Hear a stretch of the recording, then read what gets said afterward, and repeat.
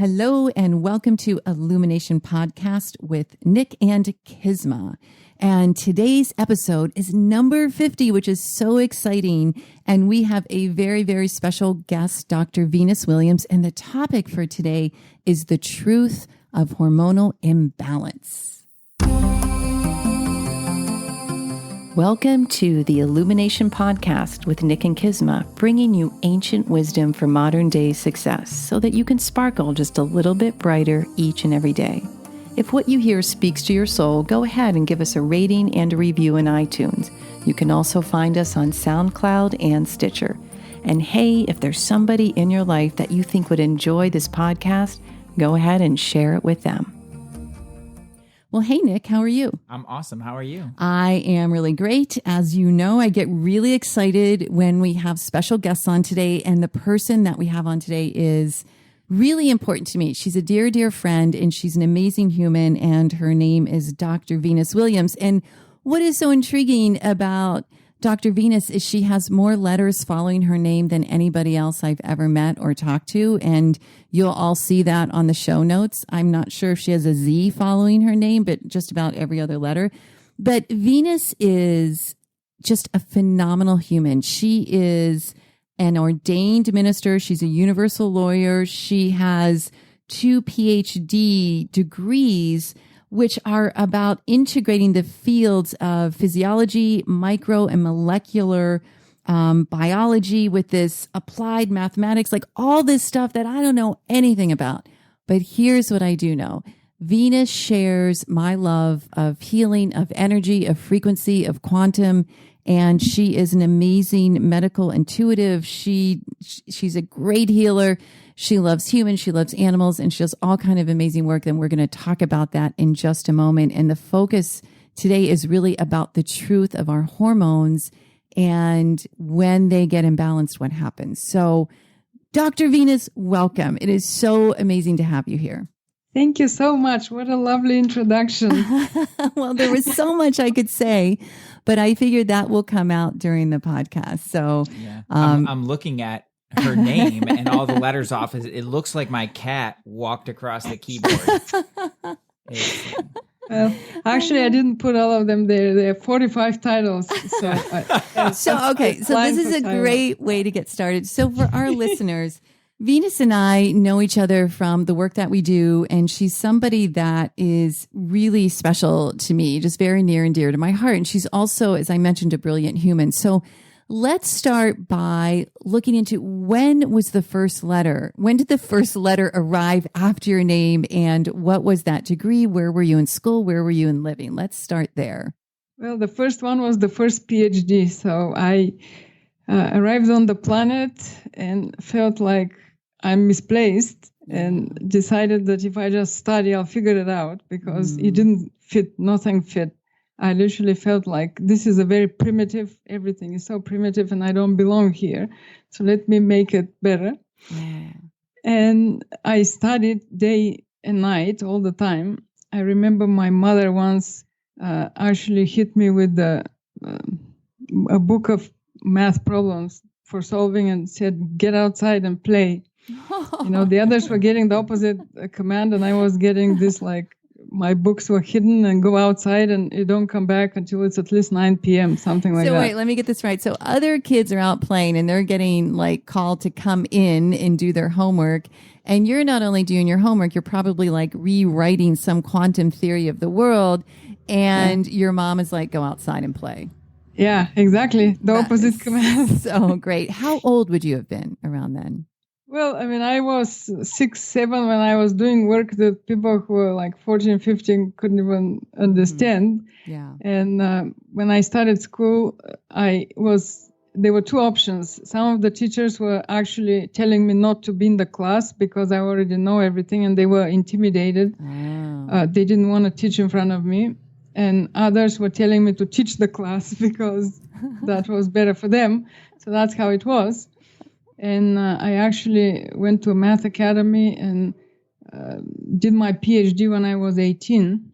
And where did you live at this time? I actually lived in Europe, in Bulgaria. In Bulgaria, okay. Yeah. Okay. And I was the only one who actually did a PhD in analysis from the whole country because it's the most sophisticated part of math that people don't necessarily want to even listen to. So Right. Well, it takes a special, intricate brain and human to be able to even conceive of that. So Nick and I mean, Nick, you're better at math than I am, but I'm not even going to get into that.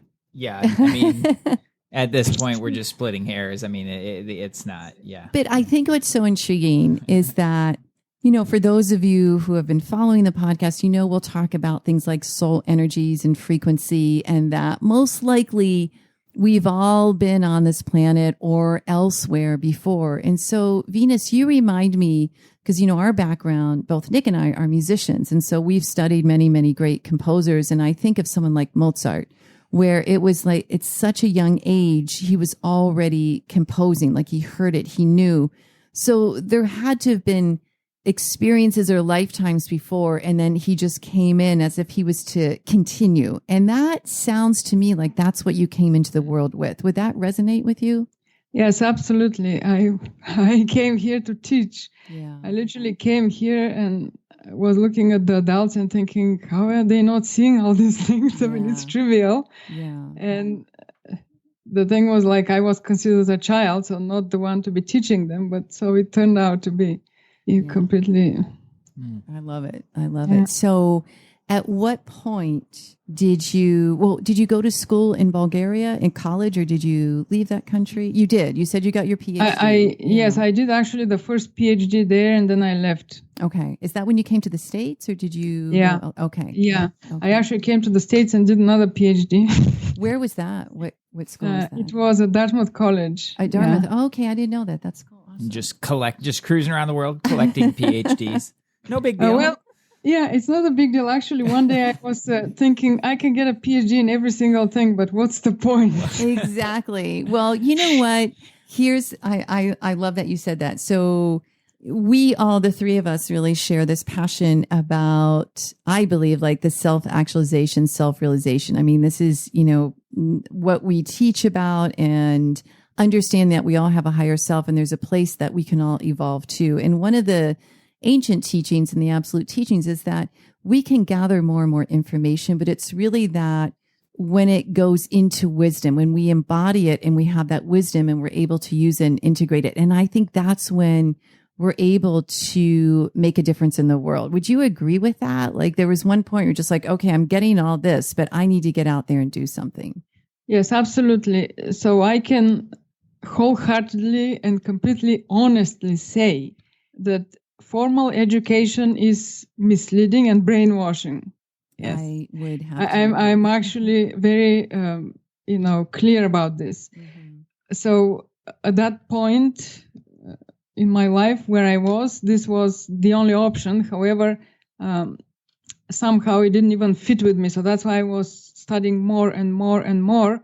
And although mathematics is something that it doesn't matter in what country you are, in what is it, a communist country or a capitalist country or whatever is the political thing, the mathematics is mathematics and is the language with which the universe is written. However, there was still more, because the whole truth is that it's not just the way we are taught formally what it is, but there is the whole spiritual aspect of it, which is actually completely synced in it. We're also brainwashed to believe that those are two different things, that it's either one or the other, which they just represented in the incorrect way. That's why that's how it seems. So it is. So you're really focusing on, because you mentioned this in a bit, like the universe is based on this mathematical system, and in mathematics, numbers are spiritual. Yes, actually, Galileo said this. It's one of my favorite quotes. He said, mathematics is the alphabet with which God written the universe. And it is completely true. Like any single thing in nature, you can look and it's the shape of it and the ratios of things are mathematical. Yeah. So the Fibonacci numbers you can find everywhere in nature. It is the design, and we didn't make this up. Doesn't matter how advanced we are, we cannot create a blade of grass. Right. It seems like simple, but we cannot. And there is mathematics in everything. So it is the truth. However, still, I can say that the way mathematics is taught in schools, universities, it doesn't matter in what country and continent it is still not the way it should be done. So I'm taking care of that too. Good. Awesome. Dr. Venus is taking care of business. I mean, in your studies, what were you searching for? Like, what were you driven for? Are you looking for a deeper level of truth about yourself, about the world, about like what were you really seeking when in that? Like, I don't know too many people who just go full out and go get a bunch of PhDs, you know, and have it be that easy for them. Like, you're obviously really driven by that. I'm just curious, like, what was that for you?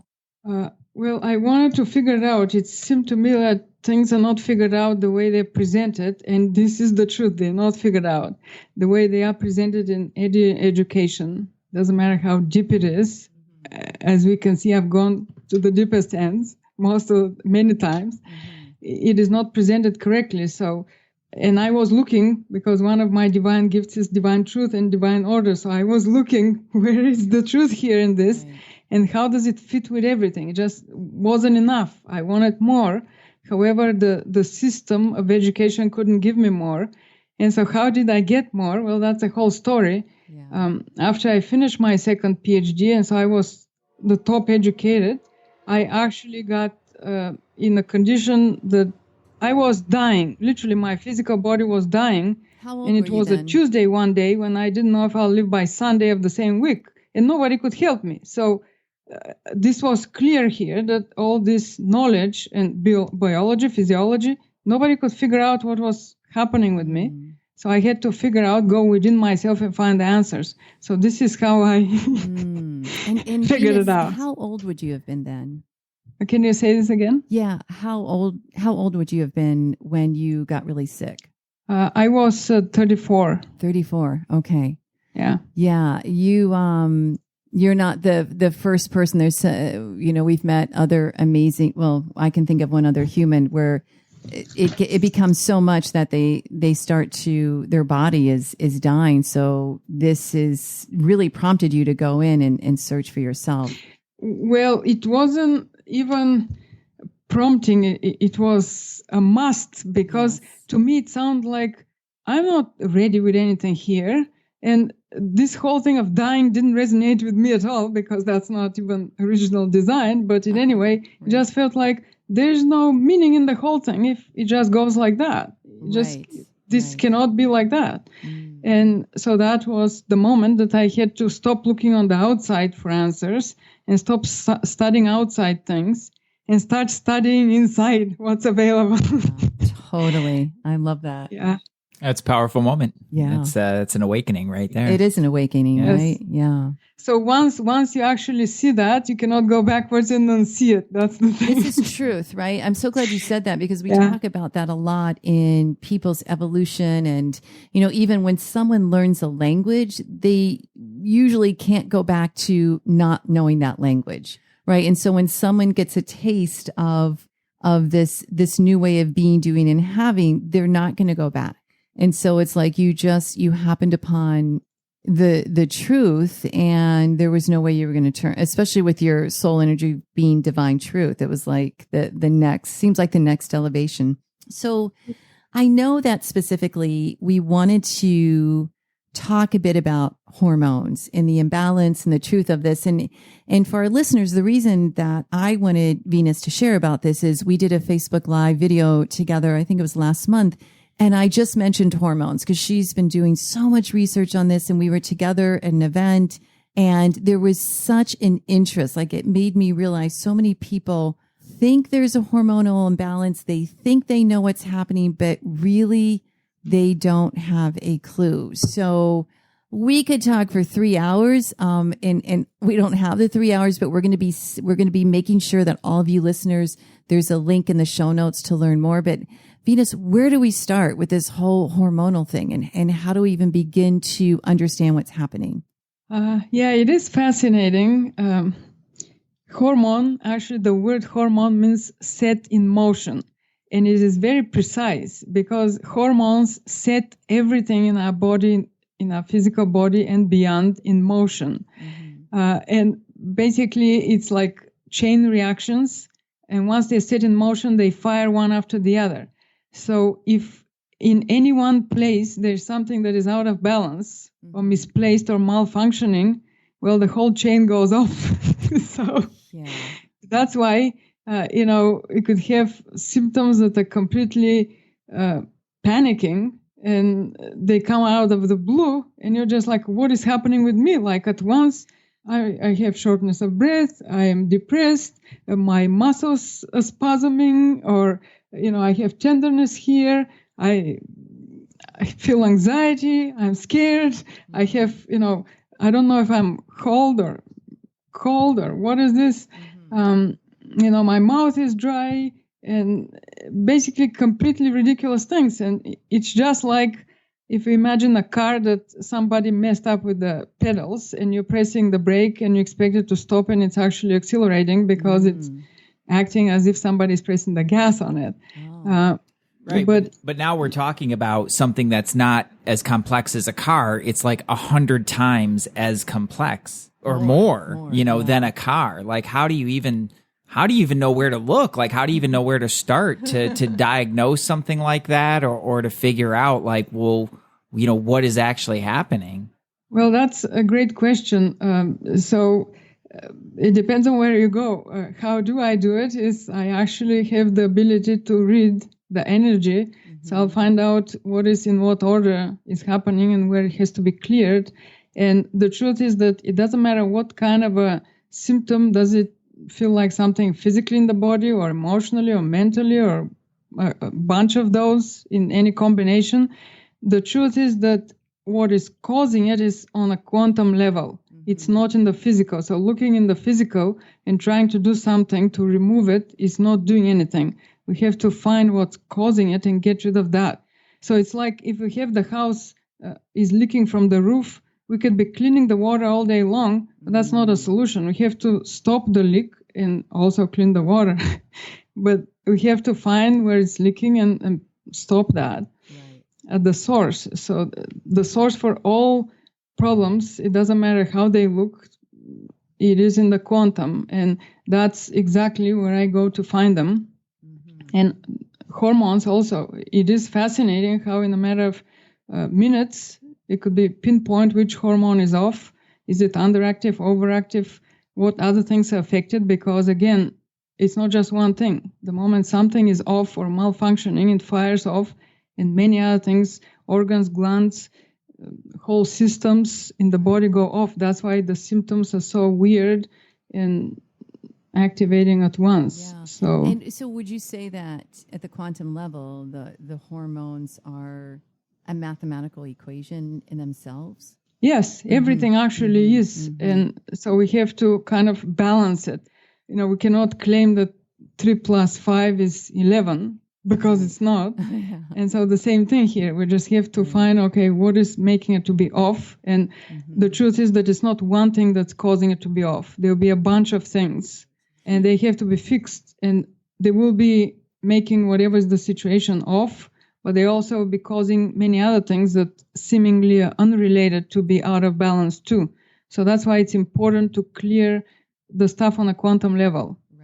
Right. There's no substitution. Yeah, I got a vision that we're all working in the quantum hospital here. I mean, and that's the new hospital to go to. One of the, there are many misconceptions and myths and untruths, but one of them that I think, you and I were chatting before we got on, and I was like, well, I know this is going to be very interesting to women.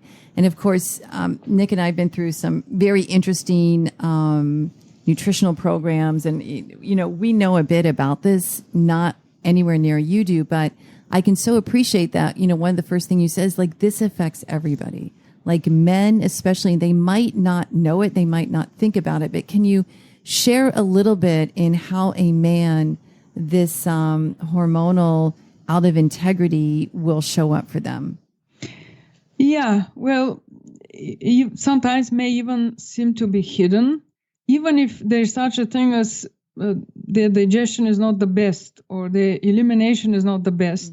This could immediately say, well, there's a hormone that's off, because many hormones actually shared between different systems. So and organs that are responsible, and glands in the digestive system, also in the reproductive system, and also in the head. So when something goes off, it will be affecting the reproductive system, So there were definitely testosterone problems. The libido will be low. And this is not just for sexual performance. Most men take it into that direction.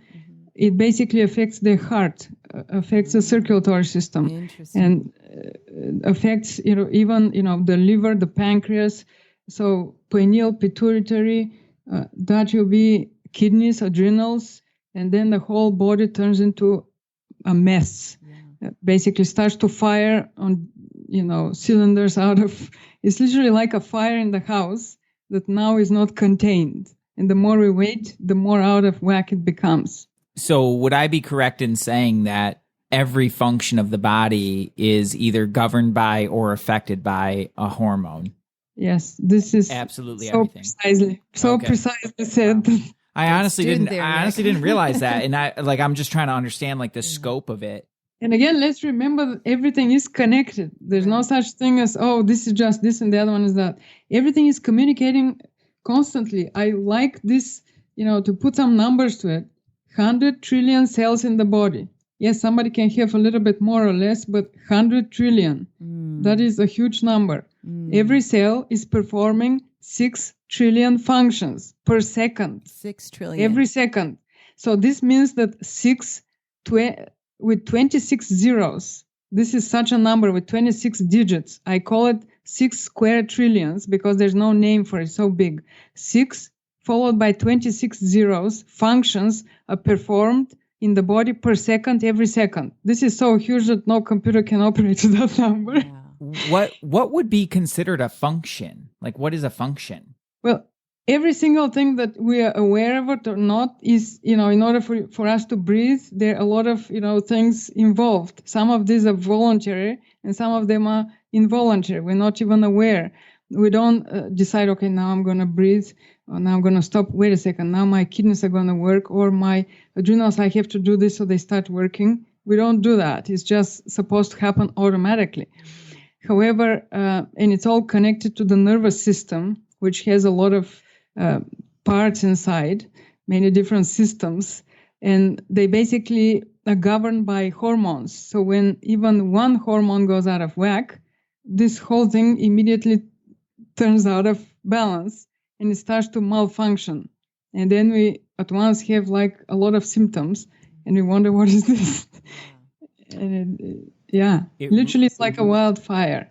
I see. Yeah, it ripples out into all these other, and that's kind of like the quantum effect of, it doesn't follow necessarily like a linear path. It can affect all these other things in ways that could have never been imagined, just due to the possibility of it and how deeply interconnected everything is. Do I understand that correctly? This is very, very precisely said. So look at me. I'm like a hormone expert. No. Yes, you are. Maybe.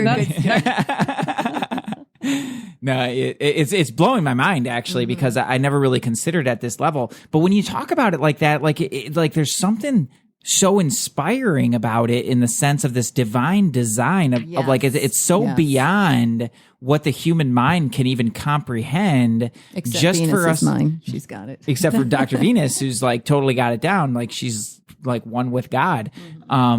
Because really it's trying to understand this, that divine imprint in everything that we do, and recognizing that it's just so beyond our comprehension, and all this stuff is just happening for us without doing anything at all. To me, that's the epitome of faith. It really is. I got to insert there because I know, Venus, you resonate with this as well. It's when we look at what the human body does, it's nearly impossible to not at least acknowledge this unique ultimate energy. It's like you cut your skin and the blood immediately starts to coagulate, and you might know, I know there's so many different things that happen in the eye for it to register something and bring it back. And when you talk about this complex system of 6 square, 26 zeros, whatever, it's this is who we are. And it's if nothing else, I would love for everyone to pause at really the magnificence of this and to ponder, where does this come from? That's deep. It really is. What do you say, Dr. Venus? Did we just spin out on you? Did we go all woo? But you seem to have that spiritual side to yourself as well. Like you didn't come from nowhere seeking this stuff, but it seems like you found in it like something that's really deeply spiritually meaningful to you. Does that resonate? Does that sound true? Well, I mean, it is the truth. So it's not just about me. It is the truth. So I have this amazing memory of, I studied all this math with all these millions of theorems, so complicated. And when for the first time I heard the simple sentence, everything is energy, 3 words, there was nothing that I studied, and I studied so much, that could support this. Still, this sounded so true to me that there was nothing that could stop me to prove that that's it. Yeah. So this was the crucial moment when I decided, here it is. I'm going to prove that. It sounds true, and it is true. Why nobody told me is another question. So it shows how, we basically are brainwashed into going there, study. Why?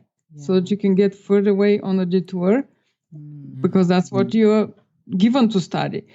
So yes, the thing is that once we understand that the true science is explained through the quantum field, which actually is as much scientific as it's spiritual, and there are many definitions that people have for spirituality. They may or may not be acceptable to me.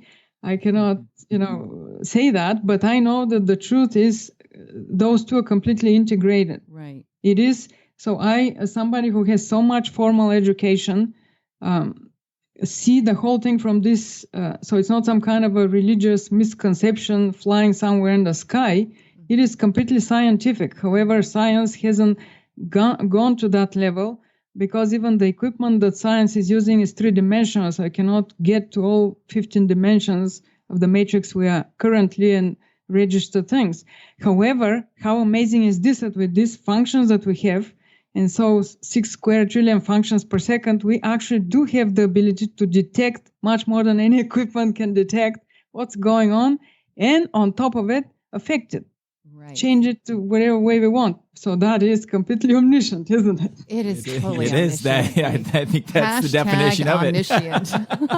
I love this. Yeah. I mean, it's just kind of blowing my mind. But you're bringing to mind. We have 1 or 2 other scientist friends that when a scientist gets spiritual, it's through the equation of energy. It's like when you understood, when you heard those words, everything is energy. I know 1 or 2 other doctors, scientists, and they work in the field of energy too. And that's when it's like they finally get it.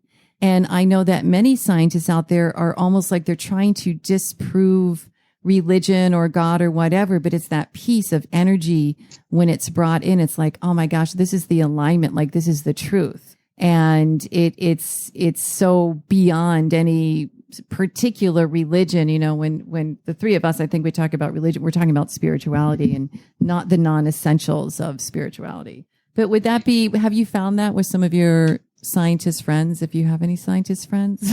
Well, I think my frequency is well above and beyond. So scientists usually will disconnect from any kind of a spirituality. I mean, I've talked to, people who are professors in string theory, which actually is connected to the quantum field, but they don't understand. They just write some formulas and don't see how this applies. Right. So there's a huge thing here that it's one thing to know something in theory and you can say it and sounds whatever and you get excellent remark, but you cannot apply it. You have to be able to get results from that, to apply it in practice, to live it in order to work. You have to have an experience of it. So just being something in theory somewhere and arguing about it, is this true? Is this the formula? It doesn't do for me or for anybody else any good. And, I see many books that, in vibrational medicines and whatever, with some formulas, math formulas and graphs used in them that are incorrect. So it means that whoever used them didn't understand, or what they were relying that others don't understand. And why would they put it incorrect? So it means there's a huge disconnect there. Right. You cannot put an incorrect thing. Right. You don't understand how it's working here. And the truth is that once you see, it's pretty simple. It's Well, it's you got the basically- train of it's like- truth right behind you right now. So Yeah. it always Yeah, shows up at the it right is- moment. It is quantum order. It's pretty clear. Once, yes, we're designed in the most amazing way. And the moment we put it in order at the quantum level, everything flows perfectly. Mm. And when there's imbalance, it's chaotic. So we just have to arrange it, put it back to how it was created to be. And it starts working. So Now, you had this moment where you heard those three words, everything is energy, and you were like, there's nothing to back this up, but I know that to be true, and I'm going to go figure out how that's true and prove it, so to speak. And to me, like, that is the definition of faith. And so I'm curious, like, what role does faith play in your life and in your work? As a scientist, I know, like you mentioned, there can be kind of a disconnect there. So I'm curious, like, how you relate to that. Well, again, it is important what people understand. If we get 100 people and ask them what is faith for them, probably get 100 different answers. So faith for me is the truth, but it's actually relying on the universal truth. There's two kind of laws. There's man-made laws that we obey, and there's also universal laws, the way how things are. There's some subtle differences between those. So I am actually into the universal law. That doesn't mean I don't comply with the man-made laws, but they have exceptions. And for instance, a man-made law is if you see a stop sign, you have to stop on it. Well, I can actually get a stop sign, put it in my bedroom, and never stop in front of it, and nothing will happen. So it means that there's an exception.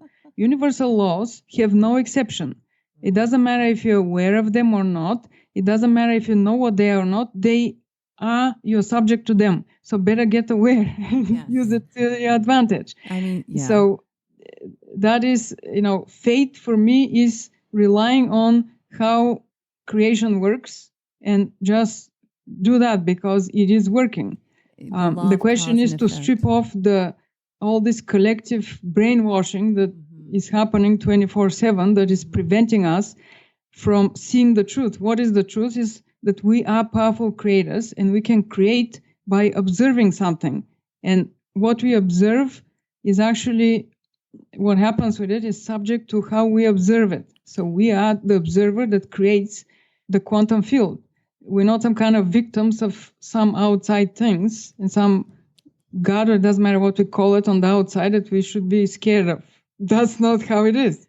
So now, when you talk about being the creator of your reality, how do your thoughts and your emotions, just on that basic level, like how do your thoughts and emotions affect the hormonal system? Is that the cause of hormonal imbalances, or is it something deeper than that, and that's a result of that? I'm a little like, can you kind of put that into order for me, for my brain? Yes. So thoughts, words that we use can immediately set up a fire reactions of hormones. Also, we can have different kind of blockages on a quantum level. They may or may not be known to us. They may be, subconscious, unconscious.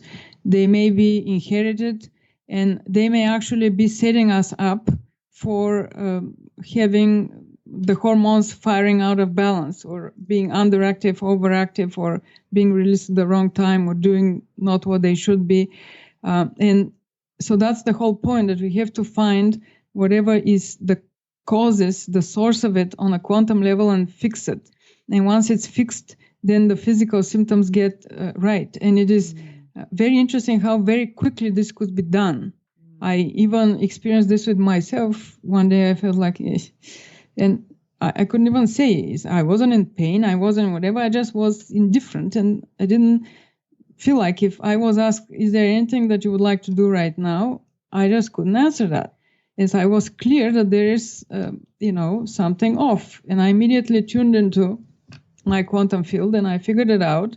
The moment I found what was causing it and cleared, it took like few minutes. And then I was ready, like normal. Right. Everything made sense. I was satisfied. I was joyful. I was happy and all this. So if I didn't do that, then even more things would have fired off. in the chain reaction, and then in an hour it could have been a bigger mess. Yeah. So that's the whole point, that we actually are in complete control.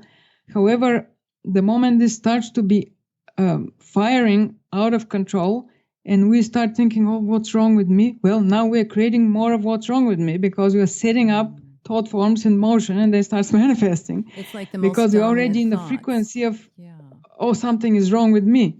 And then we attract more of that frequency and activate more of, thought forms and other basically identifications that vibrate on that frequency. And here it is. The wildfire is set. Right. I know we talked about that, Nick, in our episode, The Divine Laws of Attraction, and just how our most dominant thoughts are like a magnet for more of those same type of thoughts, that level of frequency. So there's the train of truth again. So we end up being, sectioned off in the infinite universal plane with the same kind of thoughts and people and events and opportunities. So I know we talk a lot about elevating our frequency. I want to flash back though, Venus, you said something earlier that it just, the way I felt it and saw it, I don't know if this will help anybody, but when you talked about scientists and the string theory, and that until they experience it, it's like, it's a theory. And it reminded me, I sort of like put you on the same plane as Mozart, because music is something just I relate to. But it's like, if you looked at a composition of notes on a paper, I mean, Nick and I are trained musicians, so we can pretty much hear it in our head, but it's so different from when somebody plays it and that experience comes to life. And so it's like the scientists that are stuck in the theories, they haven't played the music, they haven't fully embodied it, so they haven't really figured out the truth. Would that resonate with you and make sense with you? Yes, that is absolutely accurate. That's why it is actually, for me, I would even refuse to work with somebody who is a professor in whatever, biology in something, because they are brainwashed 100% to not even allow anything else. They basically have, all this limitation, what's possible, what's not. They're not capable of opening up to something else. So yeah, got it. That's amazing. Well, I want to find out, so this hormonal thing is massive. It's huge. Where can people start? Right? So, I know everyone who listens here, they love when we share things. They love when there's a path, and we're going to have a link for some information where they can reach you. But is there something that people can do to at least get a pulse on it, and at least to start? Is it nutrition? Is it thoughts? I mean, everything is energy. We know that. But what would you recommend?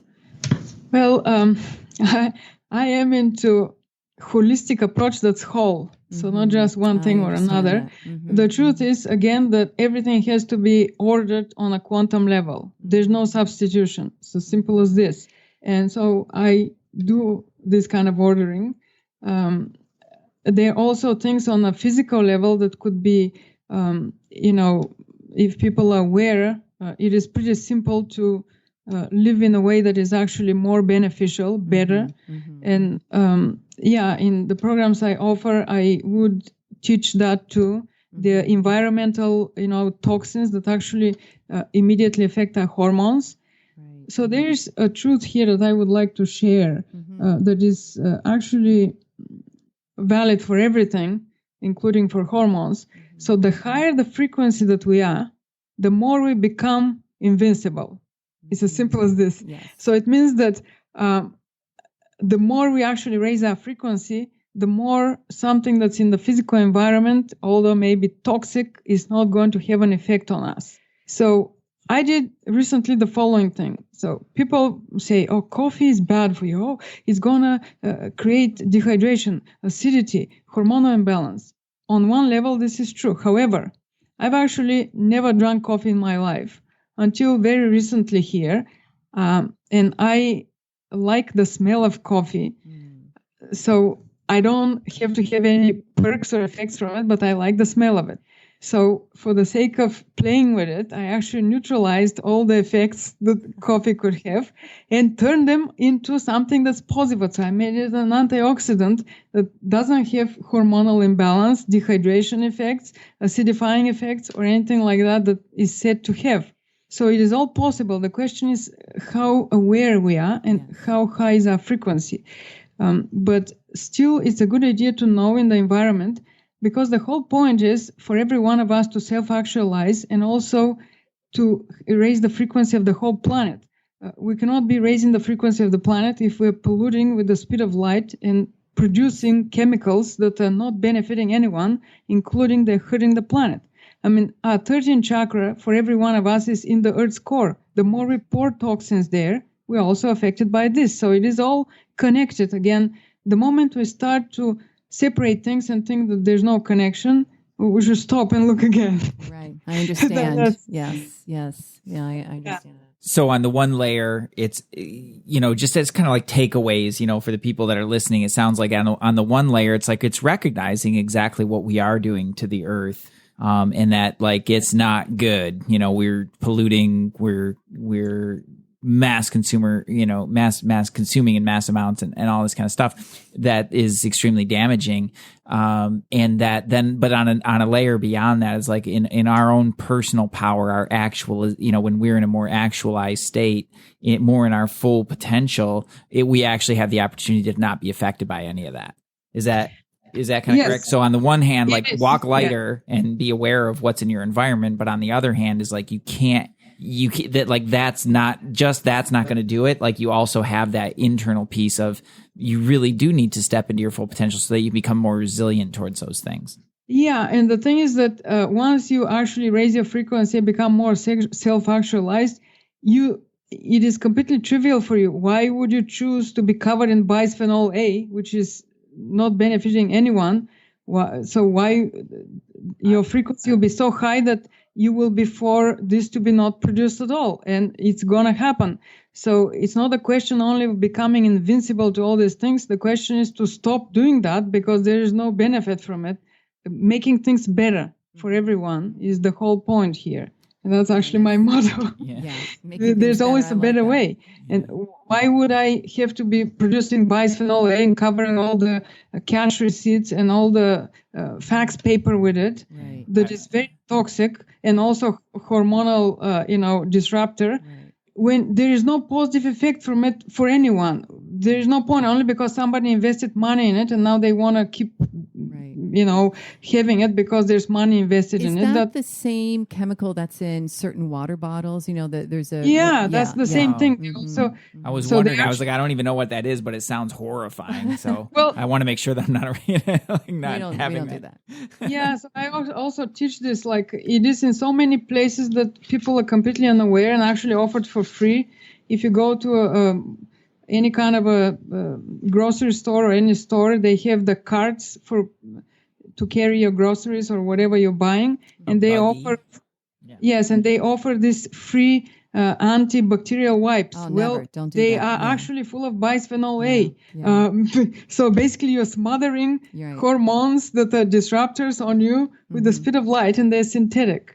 And you're unaware, but they get into your liver in 2 seconds. Right. And why would this be like that? When there's actually an alternative to this that's more effective, and it's proven that antibacterial wipes in a short time, all this bacteria will be overgrown on the cart and everywhere, and you also poison yourself. Why would you do that? We've been just watching this for years. It's like the antibacterial stuff also trains your body not to produce what it should. It's like if someone puts in a synthetic iron in their body, you're training your body not to produce what it should. So, oh my gosh, we could be on here for 5 hours, but yeah. So there's all this.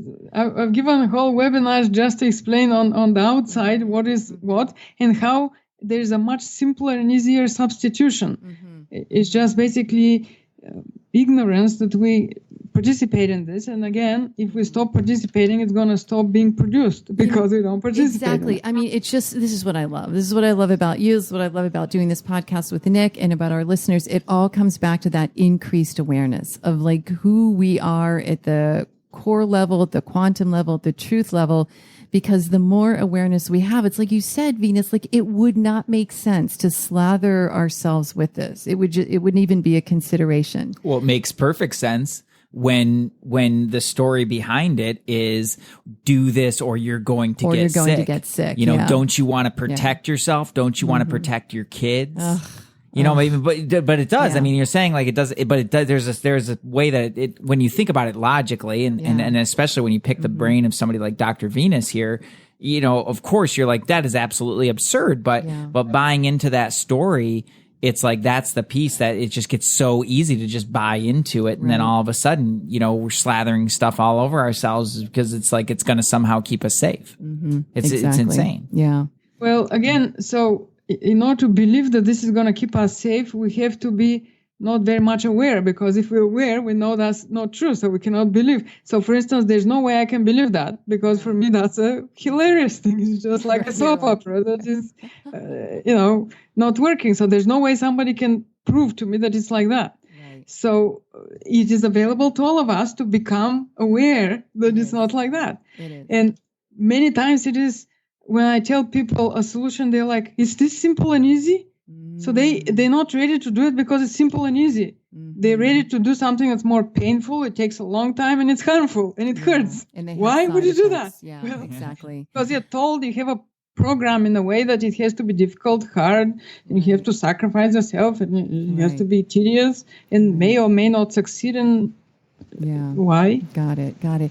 Well, this is, I mean, we're going to make sure all of our listeners, please go to the show notes. You're going to have a link. There's a link there to see more of what Dr. Venus does. And before we get off, there was something I wanted to just bring up, because you have so many really amazing sides. And one of them is your love of animals. And so if you could just briefly, and I know it's kind of hard to do, but could you share with us and with our listeners how animals, I mean, we know that obviously that we're all connected, but what is your special take on animals? Well, I love animals. I love nature.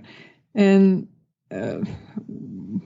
for me, actually, they have, if we just are willing to observe them, see the divine truth, the divine order, divine power, divine wisdom, all the divine gifts within them, they're showing it to us. And they're actually so powerful, it's not necessary to use words. They can just by being present show this to us if we're willing to observe it. And most of the time when I actually work on animals, I find them trying to get rid of garbage from us, emotional and mental and energetic. And so when I would clear an animal, I would read all sorts of things that actually belong to a human, that the animal, you know, was helping them there. And many times you will find actually somebody having some kind of symptoms, and the animal is displaying something there just in the environment, so they become aware of what's going on. And they may not become aware, but it is there. So they are here to kind of help us to self-actualize, and so is nature. If we actually look at the tree, it is so powerful, it doesn't have to be moving or talking. It's just like exuding the power of the divine as it is. I love that. Yeah, that is so great. Yeah. You can talk your science all day long, Dr. Venus, but there's a very spiritual and such a beautiful and spiritual part of you that is like just so full of awe and wonder. And I just think that's awesome. It is. It's so cool. Aww. Thank you. Yeah. That's my favorite part. Otherwise, I can only connect it with science if it works with this. Otherwise, the science is wrong. Exactly. Yeah. I should suppose this. I love that. That's so great. One other question before we go. Do you have a favorite scientist or researcher, somebody that you feel they understood or they do understand now? Oh, wow. That's a wonderful question. So here I will have to be honest and to say the following. It is important for me, for whoever it is, to be walking the talk. So, and that's why I will not point to a name. Why? Because there are many books written by scientists who claim to be into epigenetics and all this, and then they will point to an example. Okay, so it means you can change your genes, you can do this, and meanwhile they'll go and take an action, like go there and do whatever medical thing that proves that they are doing this in theory, that they tell me I can do this with my epigenetics, but in practice they go and take a different route. So why would you do that? It means you don't believe in it. As Nick said, where is your faith? Is your walk and talk happening? Are they synced, aligned or not? And that's what I see. I will not say names here, but they're very famous names with a lot of followers who will do that. They will write a lot of books on how it works, and meanwhile they're not going to apply this. If it works so well and you put it in all these books, why did you put it if you're not using it in your life? So point. there's this disconnect between theory and applying that in practice, experiencing it. Right. So it means you don't believe it's like that. Then if you didn't believe it, why do you put it in a book? Is this a fairy tale or what is this? Totally. So it's like a composer who never wants to hear their composition played. Yeah, really interesting. What about deceased? Are there any well-known philosophers or scientists that you admire or have studied? I actually, one of my favorites is Nikola Tesla. Big It is Tesla like fans. sometimes I literally feel like I am him. In many things. It's just like I can see what it is. And if I see something somewhere, even when Elon Musk is talking about things, I'm just like, okay, here it is. This part here is completely happening. So, Right. I love that. You know, Tesla, I think I talked to you about that. We're related. His mother was on my dad's side, my grandmother's sister. So we've had some interesting stories from my aunts and cousins of him visiting. He would be running from Edison. He'd end up in Ohio Valley where my parents came from Yugoslavia, and he would come and visit.